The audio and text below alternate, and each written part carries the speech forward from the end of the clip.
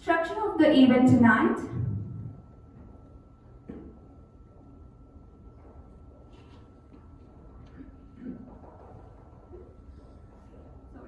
Sorry for that. Acknowledgement of country, President address by Rosemary Anderson, the launch address by Ella Haddad, MP, leadership profiles, a very short video on that, and then after that, you're free to mingle, have some food and drinks just as before.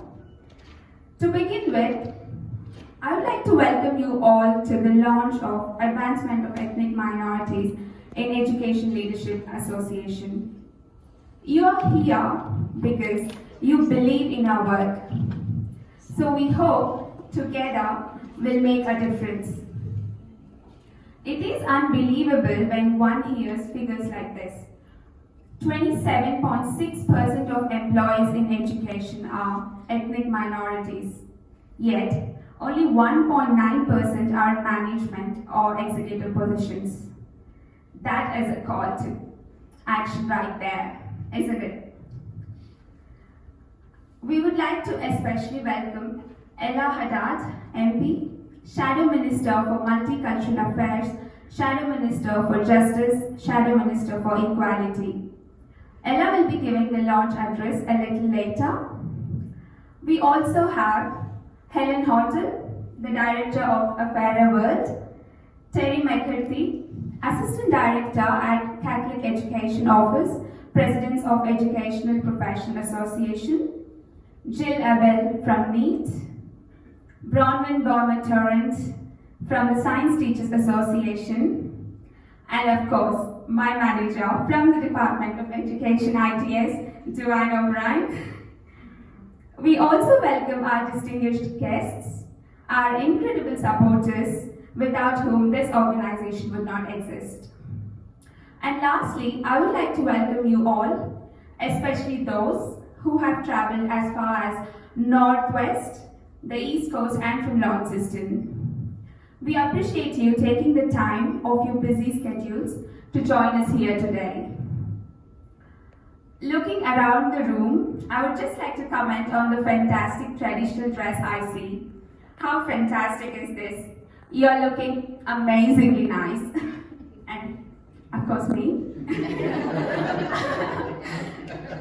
Thank you for taking the time to dress up. And yeah. So to formally kick off our launch evening, it's my pleasure to introduce our President, Mrs. Rosemary Anderson, who will give acknowledgement to country as well as give a short President address. I mean, very short, Rose. She tends to get carried away. Rose is an inspirational person who likes to get things done. When we came up with the idea to form this organization, we couldn't think of a better person to lead us. Please join me in welcoming Rose Anderson to the podium. She's already here.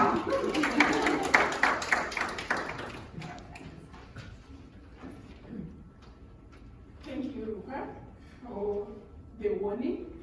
So should I just throw my 5 pages away then? Maybe. I'll just see if I can just, yeah, I do have 5 pages, thank you.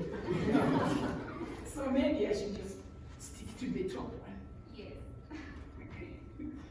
So to begin with, I would like to do an acknowledgement to country.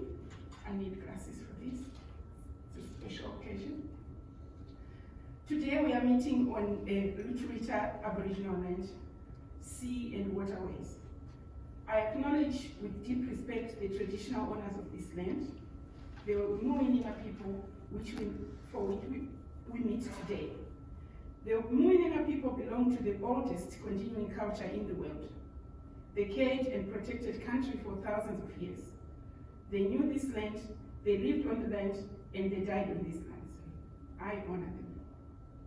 I acknowledge that this is a privilege to stand on country and walk in the footsteps of those before us, beneath the mountain, among the gulls and waterways that continue to run through the veins of the Tasmanian Aboriginal community. I pay my respects to elders past and present, and to many Aboriginal people that did not make the elder status to the Tasmanian Aboriginal community, and that continue to care for this country. I recognize a history of truth which acknowledges the impacts of invasion of colonization upon Aboriginal people, resulting in the forcible removal of their lands, and in the case of the Muinina people, a complete wipeout of the people.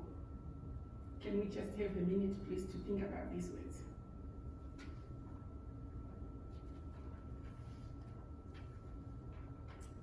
Okay. Now, I do have 6 pages, but I'm just going to cut them to maybe 1. Yeah. Okay. All right. So, I probably won't need glasses for this since I'm just going off the cuff. So we've all had the staggering figures. Rupa said so eloquently, 27.6% of employees in education are ethnic minorities, yet only 1.9% are in management or executive positions. It is because of these figures that highlight the disparity in our employee composition that this organization was formed. We realize that, our first step is to highlight the few 1.9% that are already in senior positions. And we are lucky to have a few today. I know Rupa just mentioned a manager, but we do have other ethnic minority management, like Tendai over there. She is Assistant Director in EPR, Education Performance. And we've got, of course, Madian Tika there, whose video we are going to show. So we do have a few. So it is something that we should be proud of. So I said our first step is to highlight those few that we already have that are in senior positions. The reason that ethnic minority people do not apply for jobs or are not in management is because one of the reasons, just one, there are lots others, probably I won't get into them today, is because they need to see people like themselves in those positions so that they can apply for the positions because it's something that I can do. So if those 2 or 3 keep on being hidden away, the rest of us are just going to sit there not knowing that it's something that we can actually do. So when senior positions are advertised, most minority staff I've spoken to, they'll say, no, that's not for me, I couldn't possibly do that. Why do they think this? Because they haven't seen anyone like them occupying those positions. The second reason is one day I was speaking to some HR person in one organization, and I asked why they did not have minorities in senior positions. They told me because their applications are not up to standard. I'm using the mild version of what they actually say, because they said their applications are Okay, then I said, so what are you doing about it? And then he looked at me like I was probably from another planet. And I just kept quiet and I said, what are you doing? What are you doing about it? Then he quickly went on a defensive because he thought I probably was hinting to the fact that, oh, maybe you discriminate, but that's not what I was talking about. I was actually asking, what are you doing about it?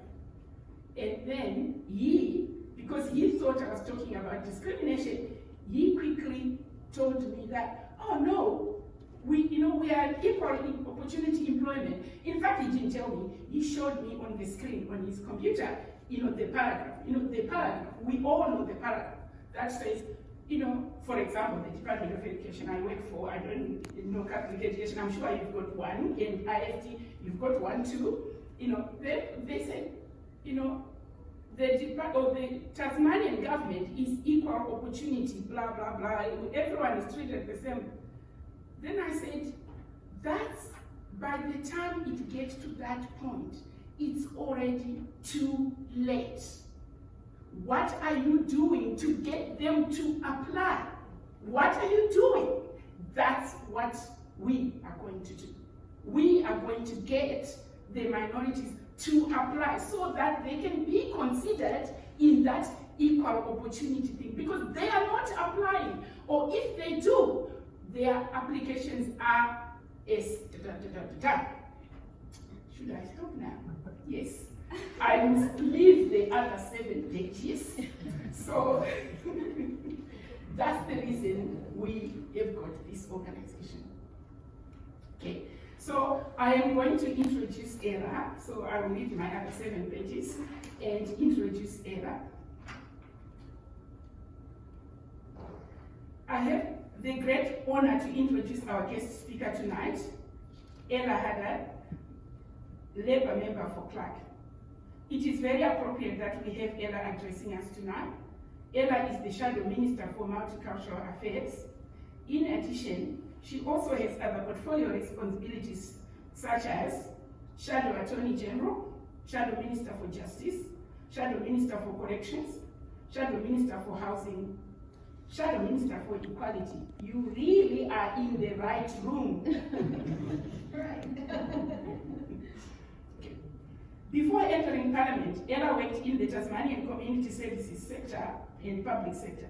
She worked in the alcohol and drug sector and also volunteered on boards including Women's Health Tasmania, Taskforce, TASDEF, TASCAT, and 10 Lives Cat Center. Ella is of Lebanese heritage.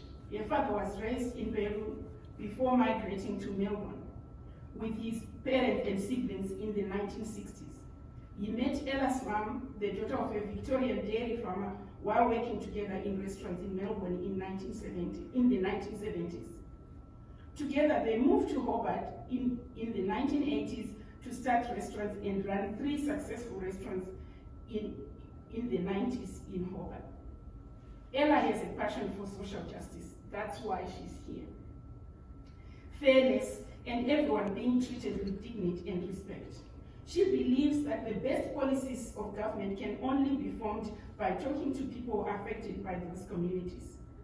As Shadow Minister for Multicultural Affairs, Ella is very keen to connect with all of Hobart's growing multicultural communities and be available to advocate for the needs of each community. So please join me in welcoming Ella to speak to us.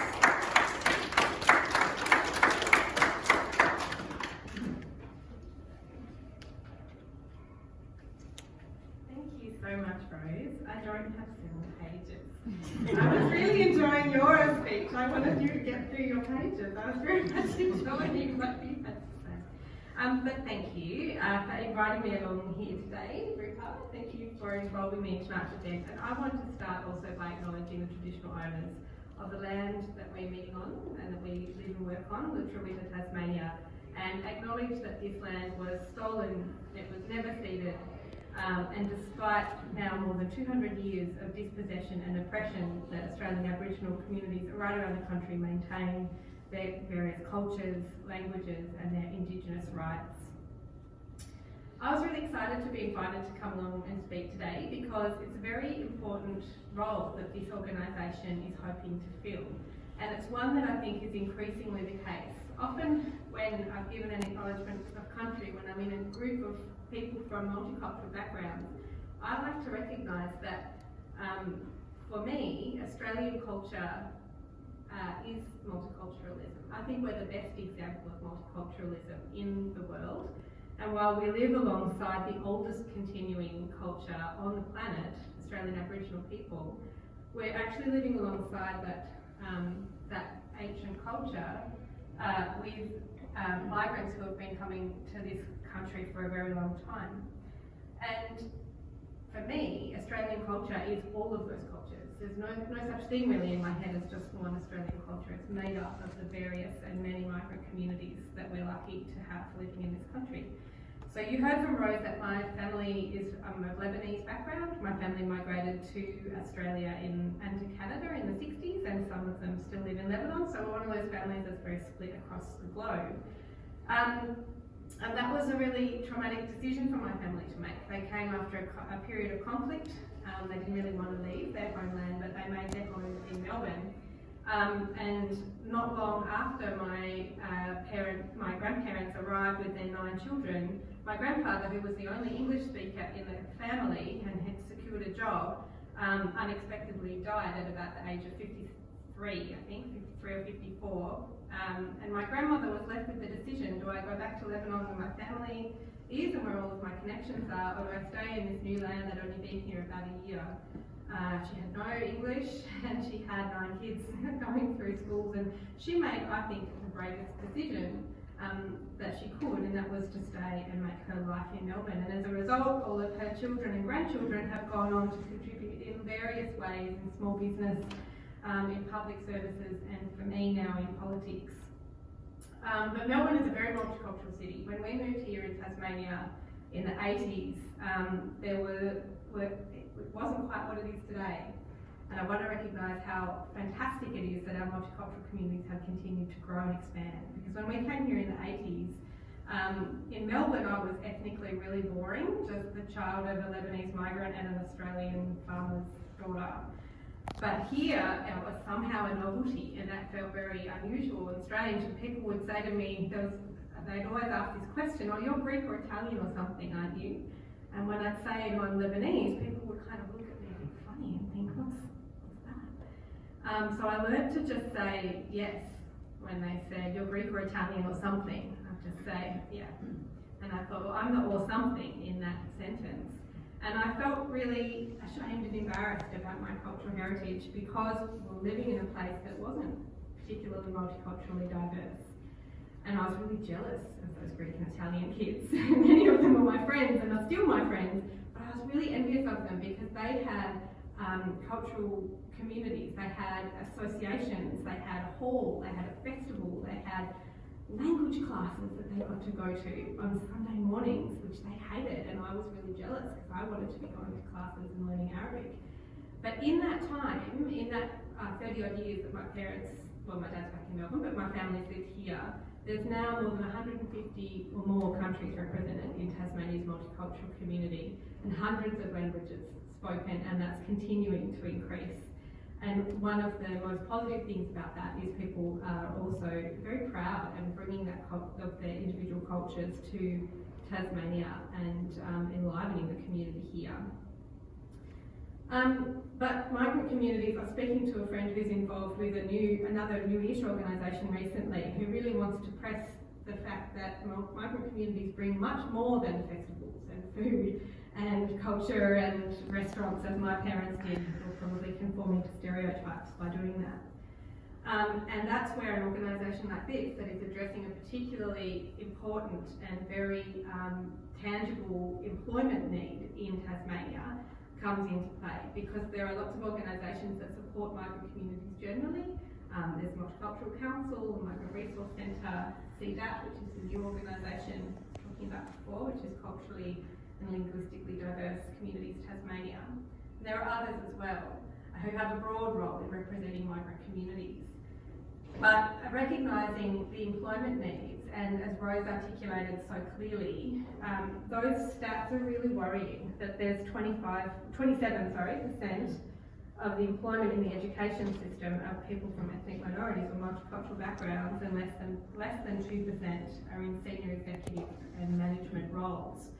And as you explained, Rose, it's not enough just to have those statements about being an equal opportunity employer. Those are really important to have, but they're only as good as their implementation.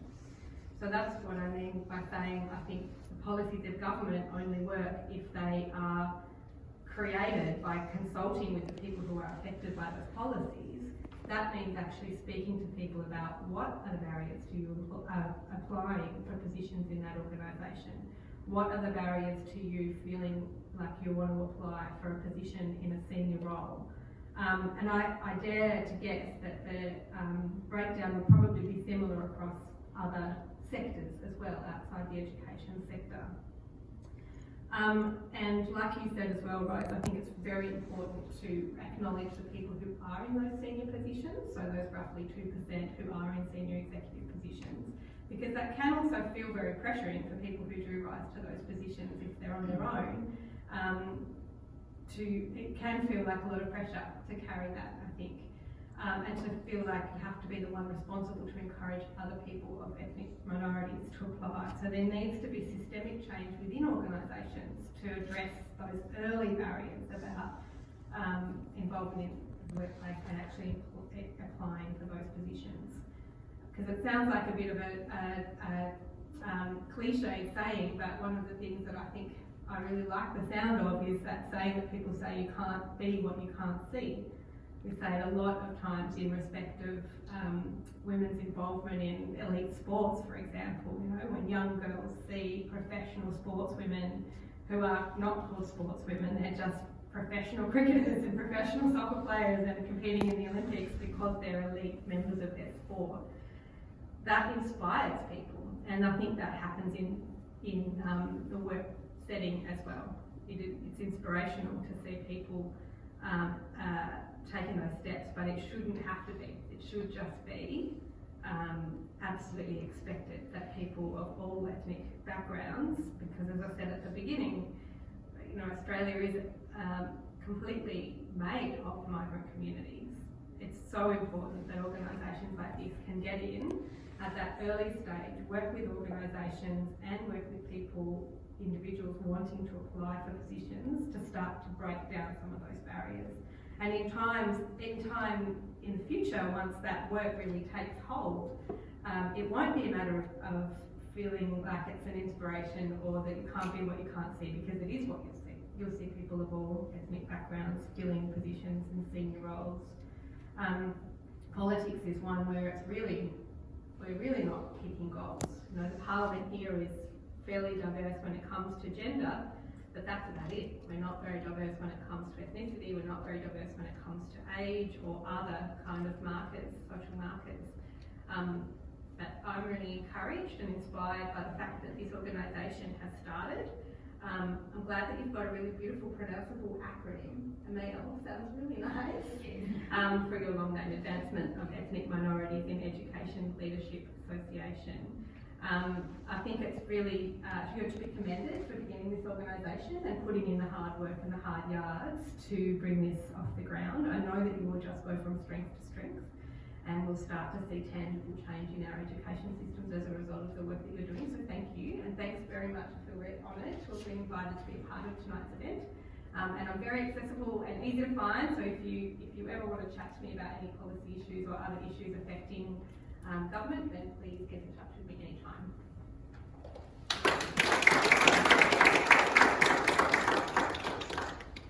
That was really inspiring. Thank you so much, Ella, for your commitment. And moving forward, we have interviewed few ethnic minority leaders in education to profile on our website. Just as a glimpse, let's watch an inspiring story of Mrs. Madhyantika Verma, Principal Education Officer Science. Fortunately, we have Tika Verma in our audience. Thank you, Madhyantika.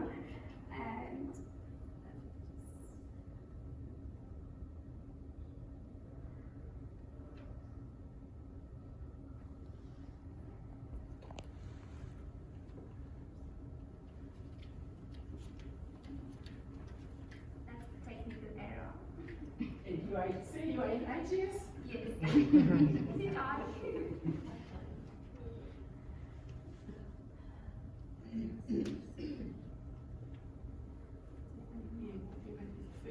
What is that? Trusted? Yeah? Yeah. Trusted? Yeah. I did that. Oopsie.